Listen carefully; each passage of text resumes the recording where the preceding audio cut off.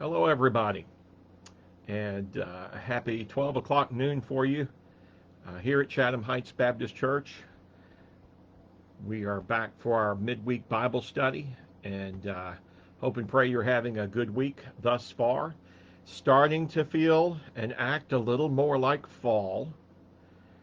Maybe sanity is coming back to the world. I'm not sure, but let's hope and pray that perhaps in some small step, becoming fall will remind us that some things have not changed along our ways.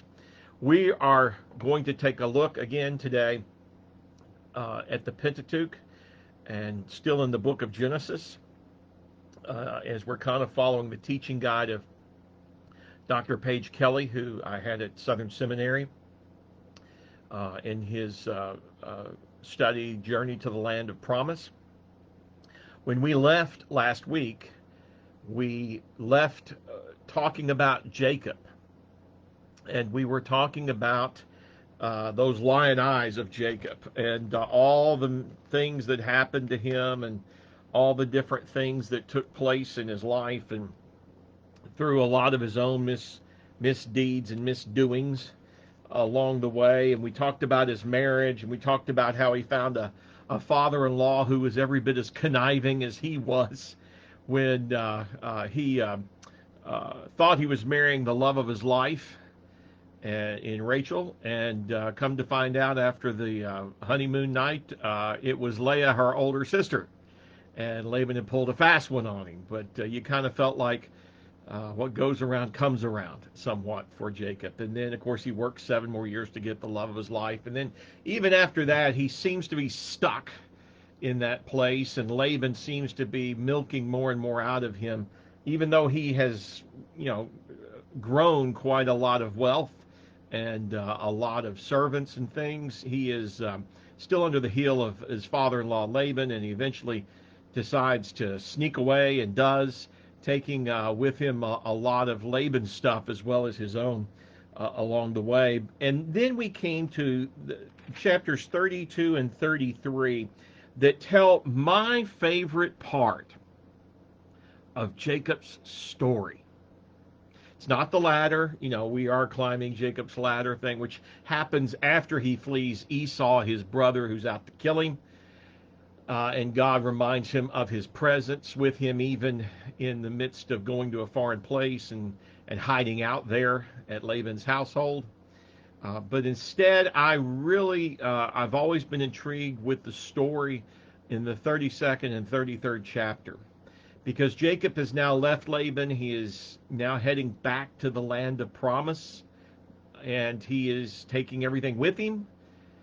And he knows that just over that horizon is a brother who wants better than anything to settle the score with Jacob.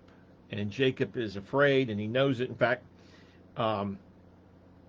Jacob even went so far as to send messengers ahead to Esau and to tell them, look, I'm coming. I've journeyed now. I'm coming. I'm bringing everything. And then this messengers come back and say, Esau tells him, well, I'm coming to meet you where you are, and I'm bringing 400 men with me. Well, that doesn't sound like they're going to have a party of reunion, does it? In fact, it makes Jacob a little bit more afraid. So he divides everybody that's with him into different sections, and the flocks and the herds and the company, and everything's put into 2 companies. And he figures if Esau comes to one company of people in front of him and destroys it, then the company that is left will escape with him, and they'll get out of the way. Jacob, kind of plots it that way, and he prays probably more than he's prayed in a long time for God's deliverance from Esau. And we're told in the middle of that 32nd chapter that he goes to sleep. And as he is sleeping, something happens to him. After he's divided everybody up into sections and sent them all along the way, something interesting happens. In verse 24 of that 32nd chapter, we're told that Jacob was then left alone. And a man appeared and wrestled with him until the breaking of the day. When the man saw that he did not prevail against Jacob, he touched the hollow of his thigh, and Jacob's thigh was put out of joint as he wrestled with him. And then the man said to Jacob, "Let me go, for the day is breaking." And Jacob said, "I will not let you go unless you first bless me." And so he said to him, "Well, what is your name?" And he replied, "Jacob." And he said, "Well, your name shall no longer be called Jacob, but Israel. For you've striven with God, you've wrestled with God and with men, and you have prevailed." And Jacob asked him, "Then tell me, I pray, your name." But he said, "Why is it that you need to ask me my name?" And there he blessed Jacob. And Jacob called the name of the place Peniel, saying, "For I have seen God's face to face. I've seen God face to face, and yet my life is preserved." And the sun rose upon him as he passed Peniel, limping because of his thigh. And to this day, Israelites don't eat the sinew of the hip, which is upon the hollow of the thigh, because he touched the hollow of Jacob's thigh on the sinew of the hip. Now, stopping there, as you unpack a lot of that, uh, Jacob has a wrestling match, we're told, only with a person, a stranger, an individual, something. And, growing up, I saw the portraits, and it was Jacob wrestling with an angel, but it's never identified as an angel. And I would even speculate, at least metaphorically speaking, that Jacob is wrestling with God. And Jacob is a tenacious wrestler all of a sudden. He's not the wimpy kid we saw when last with Isaac and his mother and Esau coming after him. He is now grown up into a man, and a man's man. He is wrestling hard for all of his might, for all of his worth, and he's getting the better of the stranger. And then the stranger, it's like the stranger pulls a miraculous hold out that nobody was prepared for. He touches the thigh of Jacob, and boop, his hip goes out of place. Thigh comes out of the hip bone. It's almost like cheating, but it's not. So you kind of get that idea. But Jacob still won't let him go, and Jacob begs for a blessing. Now, this is the guy who stole the blessing from Isaac. And probably that blessing didn't mean much to him, because he's got a huge hole in himself, in his soul. And he knows he's wrestling with God about himself. And he just wants to be blessed by God before he keeps going on. And so God not only blesses him, or the person blesses him, but renames him from Jacob, deceiver, to Israel. And in a sense, God is saying, I can't have someone named deceiver to be the child of my promise. And so he goes from being Jacob to being known as Israel. Now, he'll never lose the moniker. We know him mostly as Jacob, but Israel, the nation, takes on that name. And he takes it on because the person who was Jacob is really changed. And it's God that's been doing the changing through his life, transforming him. And there's that image of Jacob limping over the hill, with a dislocated hip and a story and a half to tell. And he begins to realize God hasn't abandoned him, and God is with him. And he probably carries that limp for the rest of his life, and loves to tell the story of how he got it. We do that. We tell people the story how we got this scar or that scar. And Jacob, I.K.A.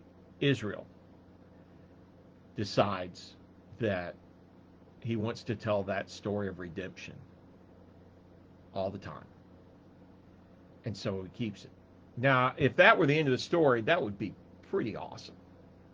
But there's another chapter that I think goes exactly with it, and that really makes me rank this narrative up there in my Old Testament biblical narratives that I love to talk about or love to revisit. In the 33rd chapter, Jacob lifted up his eyes and he looked, and behold, Esau was a coming. 400 men coming with him. So he did what he said he was going to do, divided the children among Leah and Rachel and the two maids, put the maids with their children out front, then Leah with her children, and Rachel and Joseph last of all. You know, Jacob is trusting God, but only to a point. You know, I'm only going to trust to this point. And so he puts this barrier out there. In a sense, you got to hack through them to get to me. Then he himself went on before all of them. And he bowed himself to the ground 7 times until he came near to his brother.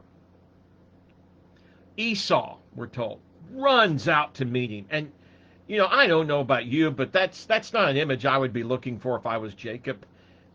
In your mind, you got to be saying, oh, he's running. He's getting a running start at clobbering me. He's getting a running start at taking my head off. But Esau runs up to him and to meet him. And when he gets there, it is not the club of vengeance. It is not the sword of justice, you know, being done. He takes those big, bear-sized arms of his, and he grabs Jacob/Israel and hugs him and never seems to want to let him go. And he kisses Jacob, and he weeps. Well, that's pretty powerful in and of itself. But it's the other pieces that come right after. In verse 5, and when Esau raised his eyes and he saw the women and children, he said, who are these with you? And Jacob said, well, the children whom God has graciously given your servant. Now, Jacob is in charge. Jacob has received the birthright, the blessing, but he is not going to lord that over Esau because he still isn't quite sure how this may end. And then the maids drew near, and they and their children, they all bowed down, and Leah and Rachel and so forth. But it's this part that comes up. Esau says, what do you mean by all this company which I met? And Jacob said, I wanted to find favor in your sight, my lord. And Esau said, I've got enough, brother. You keep your stuff. I don't need your stuff. And he says, I pray for you that I have found favor in your sight, and accept my presents from my hand. And Jacob says, for truly to see your face, telling this to Esau, is like seeing the face of God. What's he mean? To see the face of God is to see the grace of God. Esau looked like grace to a deeply troubled and haunted by his past Jacob. And if anybody knows what God looks like face to face, it's got to be Jacob. Because he just spent the night before wrestling with him all night long. He had just already seen God. And so when he saw Esau acting the way Esau did, it reminded him of seeing God. You don't always know, but the truth is, there are times when we practice unexpected, unsolicited grace that for someone who's receiving it, we reveal a little bit of that image of God we talked about at the beginning of Genesis. We look a little bit like God. We reveal God's face. That'll preach. 100 times a day and 200 on Sunday. It'll preach. And it's the lesson that endears me forever to Jacob, who is hard to be endeared to. But he has learned to see God not as something to possess, but as something to be received. And so it is just, it's a fantastic story. One of the things Dr. Kelly says in his book that sticks with us, because if you look on the surface of Jacob, it's just hard to pull for him. Because our sense of fairness, our sense of right play, our sense of good form is greatly tested by his actions. And we would never choose such a deceitful person, such an ornery person, such a manipulative person, such a narcissistic, self-centered person as Jacob. But God does. Dr. Kelly says in his book that we should remember that God did not choose Jacob because of what he was, but he chooses him because of what he was becoming. God could see down the road far enough to know what God's grace could do with Jacob. And we couldn't see it. And that message tends to go on and on through Scripture. Going into the New Testament, nobody believed that the Pharisee of Pharisees named Saul, whose Greek name was Paul, would ever turn into anything but a hater and persecutor of the church. But God's grace saw it down the road, what he would become by that grace. Oh, there's a lot of stuff there. A lot of stuff. The focus then tends to shift, as it always does in Genesis. Jacob goes on and his family grows and he has children. And these children are interesting. He has a lot of children for that matter. And,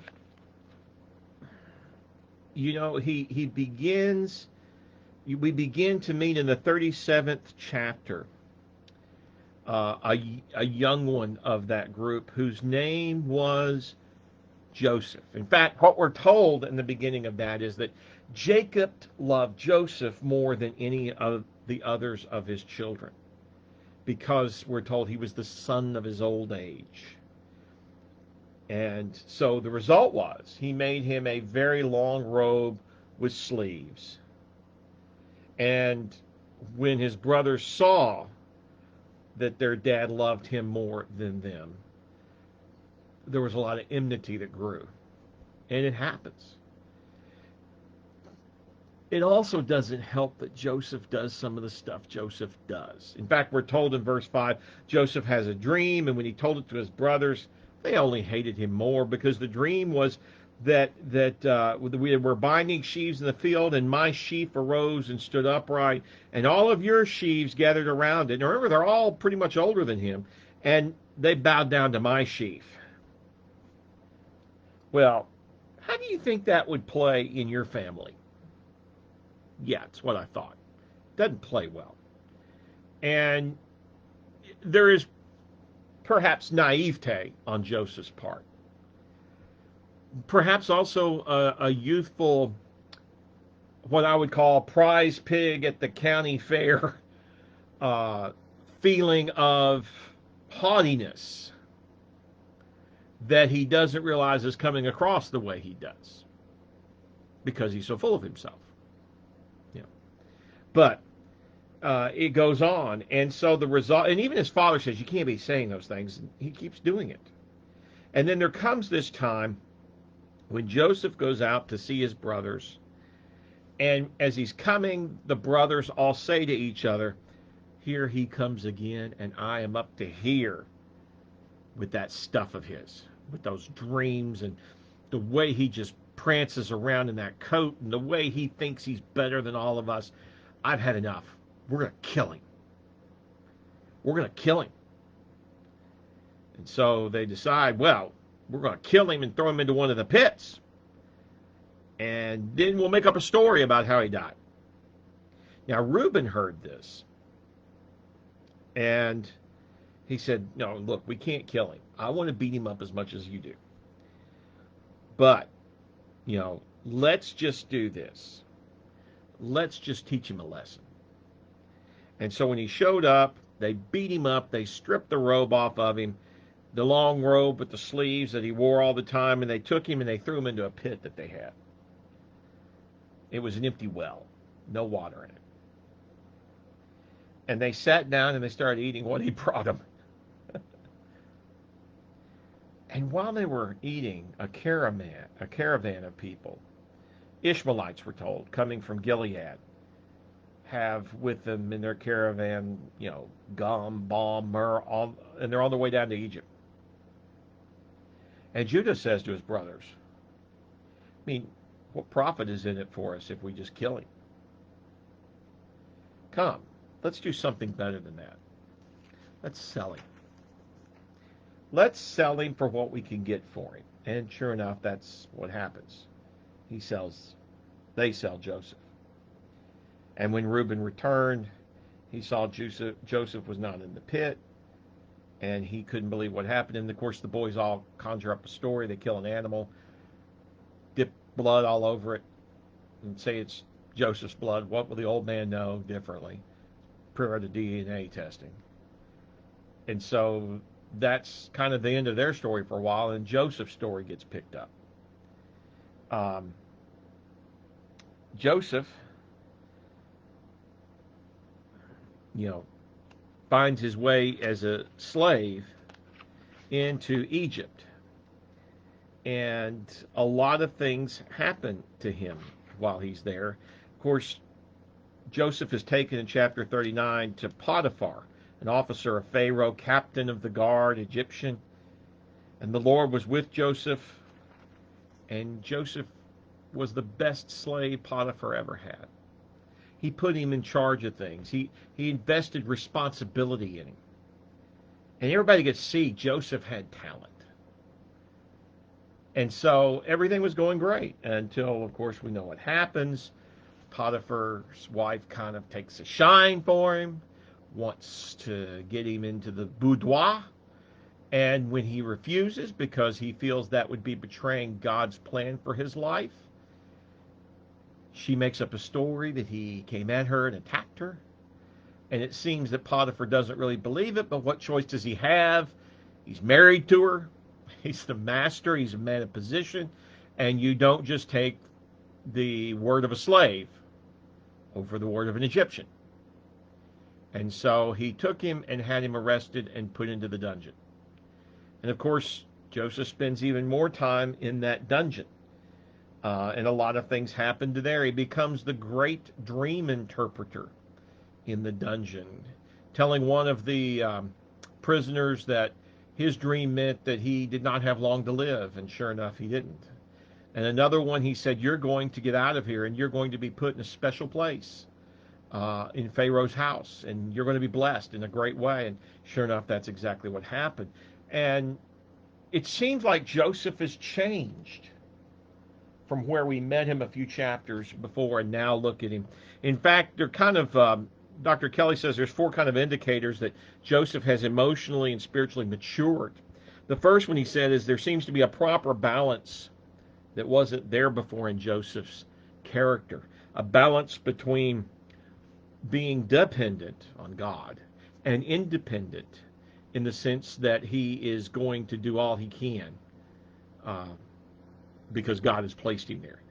Another indicator is his ability to work with strange people in strange places. Now, he goes into Egypt. They don't know anything about Yahweh God. They could care less about the promise to Abraham and to Isaac and to his father Jacob. That didn't mean anything to them. In fact, they have different gods. They come with a different philosophy of looking at the world and life. And I guarantee you Joseph doesn't immediately bash them. Instead, he tries to lead them by telling them and living out an example of what Yahweh God, the one true God, was. And you notice it. And they notice it. You know, a third indicator was he seems to have a capacity to meet defeat with a minimum of conflict and never seems to lose sight of the ultimate goal. What is the ultimate goal? That God has something in store for him and that God is working through him along the way. You know, being patient and waiting for that is pretty powerful. It was originally a book entitled A Prayer for Owen Meany, and was later turned into a very powerful movie entitled Simon Birch. And it dealt in the 1950s with a little town upon which a young boy is growing up in his teen years. His mother is a single mother. He has never known, nor has anyone identified his father. And all the people in town tend to look a little different than he. But then there is Simon Birch, who in the book was Owen Meany. But the name was changed because, let's face it, that sounds a little bit better. But Simon Birch was a dwarf. He was a small miniature boy who had physical handicaps, not mental, but physical. And a lot of people look down on him, and there are great tensions when he's faithful to go to church and ask questions about faith and ask hard questions of the priest and of the Sunday school teacher and all of them. And the result is he's not well understood, let alone well received.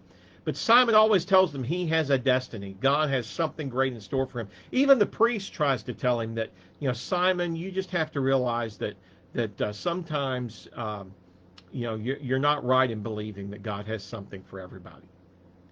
And yet, towards the climax of the movie, what's going on is that Simon and the kids are all on a bus.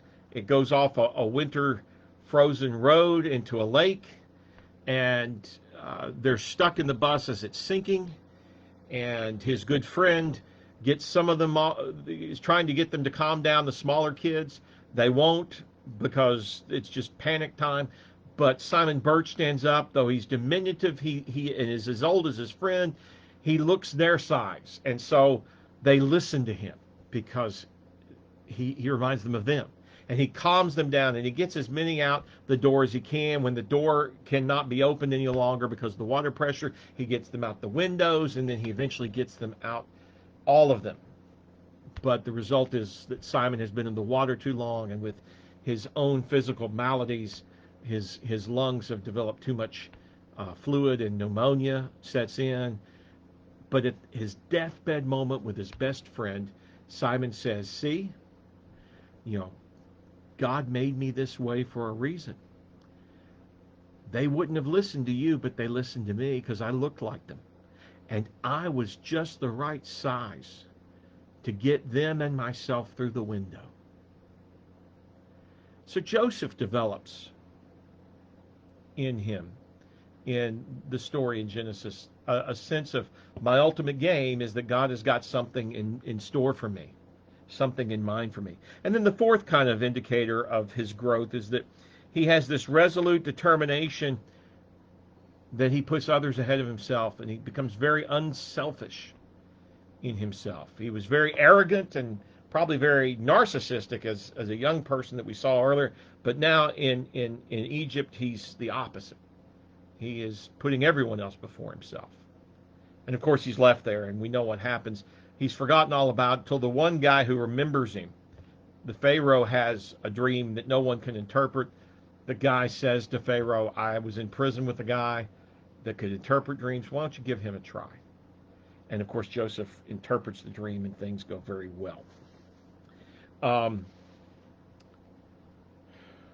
Looking at Joseph, and we're coming towards kind of the end here in a little bit, but wanting to continue, you know what happens. He serves Egypt very well. He helps them when the famine. He spent 7 years hoarding the crops, and then when the 7 years of famine hit, they have enough, not just to sustain Egypt, but all the others and the nomadic tribes that come in, such as his brothers who come looking for food one day, and Joseph immediately recognizes them. Now, of course, they don't recognize him, and there's good reason. Number one, many, many years have passed. He doesn't look like he did as a young person. And he's also probably very much decorated and trimmed out in Egyptian fashion, which is unique to a nomad that walks around with no land of their own, no permanent place. And so they don't, and the third reason is they don't expect to see him ever again. That usually has part of it to do. Joseph then kind of plays a game with them, and he does a few things. Won't go into all of them. You can read them for yourself. That keeps his brothers there and tied into things. And he eventually can't hold it any longer. He confesses, "I'm your brother, and I'm not here to kill you. I'm not here to exact my revenge," much as Esau had done with Jacob. And he said, "How's my father? Bring him here. Bring everybody here. God, you meant evil for me, but God has brought good out of it." And so that's exactly what's happened to him. Now, to give you a good overview again of Joseph, I'm going to go back to my buddy Frederick Buechner. And this was what he wrote, and I thought was worth our time to kind of give a grand, good synopsis of Joseph. So if you'll pay attention for just a moment. He says, Joseph's brothers tried to murder him by throwing him into a pit, but if they ever been brought to trial for it, they wouldn't have needed Clarence Darrow to get them an acquittal on any court in the land. Not only did Joseph have offensive dreams in which he was the Mr. Big, and they were all groveling at his feet, but he recounted them in sickening detail at the breakfast table the next morning. He was also his father's pet, and they seethed at the sight of the many-colored coat he flaunted while they were running around in T-shirts and dirty jeans themselves.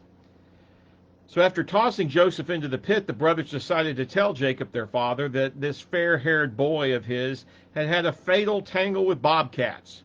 And in order to convince him, they produced a shirt that had been dipped in goat's blood. Jacob was convinced, and they didn't even have to worry too much about the lie they told him, because by the time they got around to telling it, they figured that one way or another, it very likely is something that has happened to him. It must have already come true.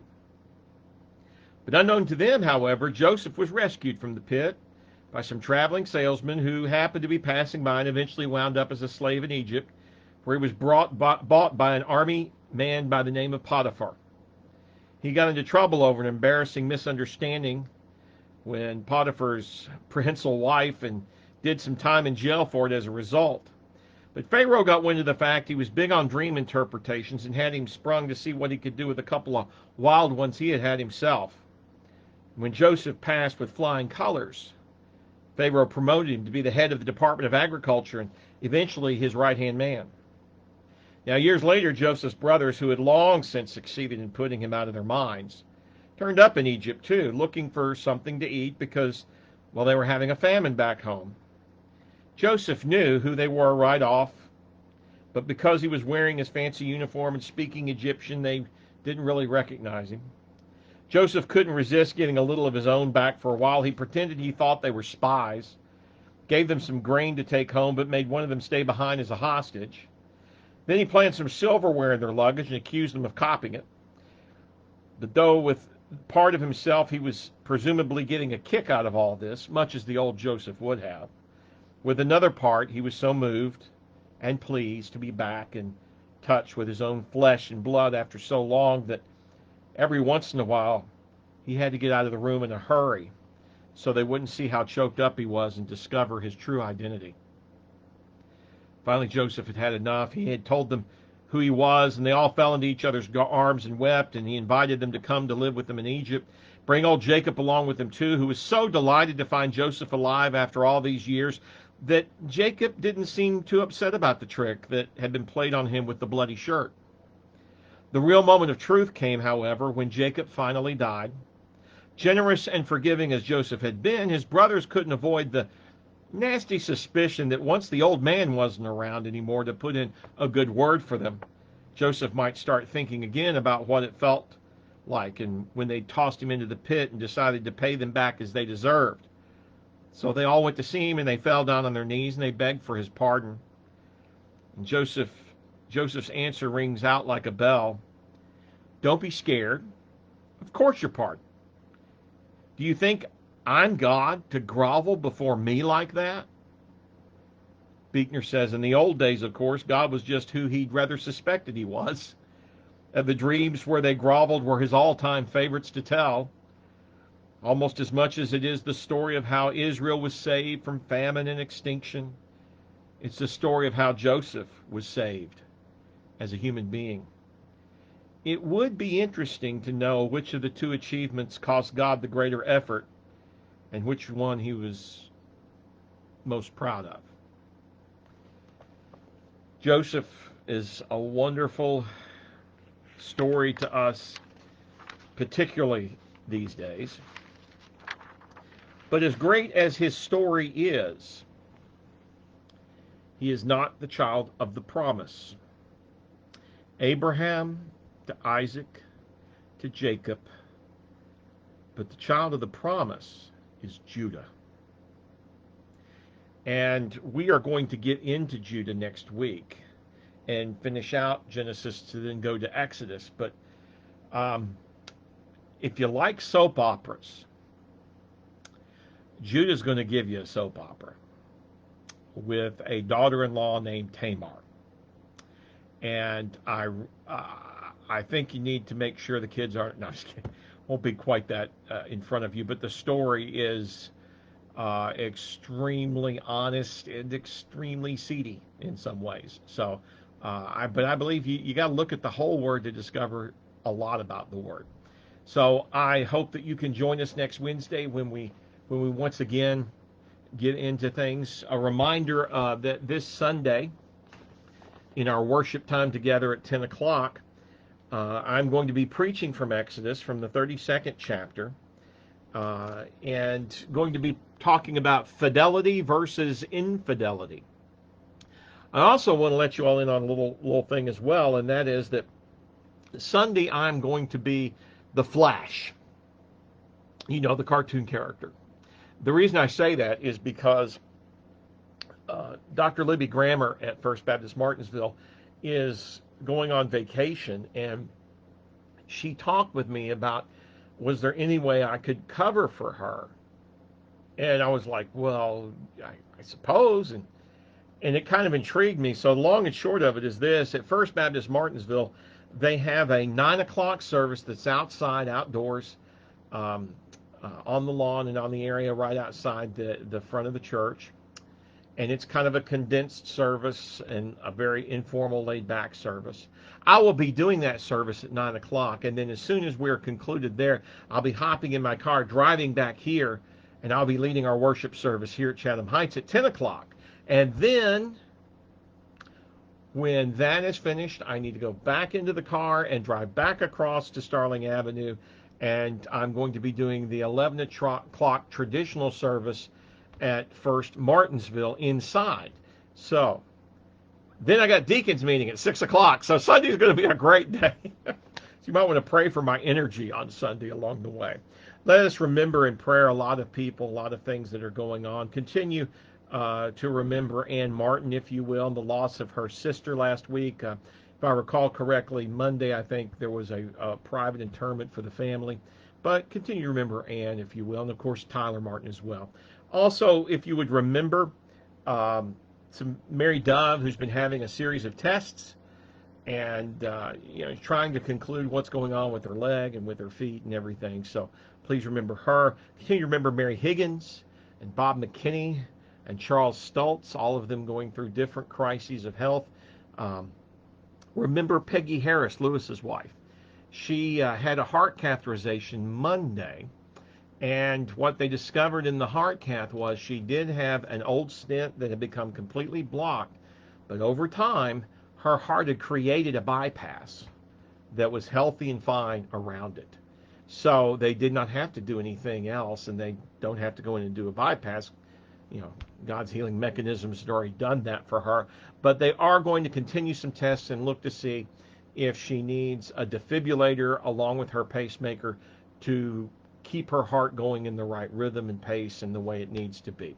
So continue to remember Peggy, if you will, in her battery of tests and things that are going on. And a reminder, please adhere to good social safety practices, just like we try to do in worship. Please remember to do that. It seems like things are getting a little hot again, so to speak, with the COVID virus. So I hope and pray that we will all do as best we can not to get it, knowing that even our best may not work, but it's better than doing nothing. So I hope and pray that you will, and remember those who are afflicted by it. Let's bow together in prayer. Heavenly Father, what a day that you've given us. What a week. Yes, there are a lot of things and a lot of the news and a lot of things in people's lives, but it is, Lord, your time and your creation for us here and now today. As you bless us, may we be able to pour that blessing out onto others, just as you did through Joseph and just as you would through Esau forgiving Jacob. And we, Lord, may be vessels of that same grace and same blessing, so that others may discover what your face looks like as well. So in the name of the living Christ, we ask that we put ourselves in your hands and you lead us where we need to go. Amen. Looking forward to seeing you on Sunday, either here in the sanctuary or online. God bless you throughout the week.